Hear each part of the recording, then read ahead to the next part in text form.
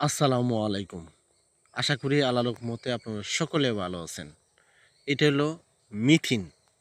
মিথিনকে বলা হয় অনেকগুলো রোগের ওষুধ। যারা মিথিন খায়, মানে মিথিন যদি খায় আপনার কখনো গ্যাস্ট্রিক হইব না। যেহেতু পুরাতন গ্যাস্ট্রিক আছে, অনেক পুরাতন গ্যাস্ট্রিক, গ্যাস্ট্রিক ভালো হয় না, অথবা গ্যাস্ট্রিকের ওষুধ খান, খাওয়ার পরে কিছুদিন পরে দেখা গেছে ভালো হয়, আবার দেখা যাচ্ছে আবার গ্যাস্ট্রিক হয়। যারা মিথিন খায় তাদের একদম গ্যাস্ট্রিক হবে না। মিথেন কিন্তু আর একটা ভালো কাজে উপকারিতা আসে, সেটা হলো দুর্বলতা। যেসব পুরুষ ভাইরা দুর্বল অনুভব করেন, যেসব পুরুষ ভাইরা খুব শক্তি পান না, তারা ম্যাজিকের মতো শক্তি বাড়াতে পারবেন, শরীর শক্তি বাড়বো।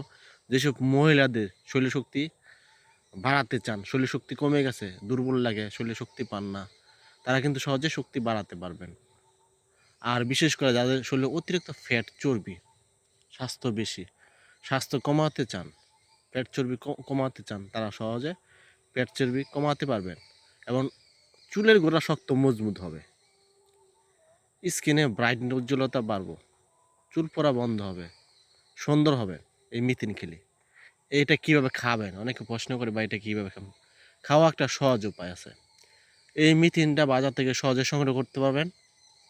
আপনারা ছোটো যে চামিচ আছে না, এই 1 চামচ পরিমাণ মিথিন নিয়ে 1 গ্লাস পানিতে, নর্মাল 1 গ্লাস পানিতে রাত্রেবেলা ভিজা রাখবেন, সকালবেলা খালি পেটে চিবায় খাবেন।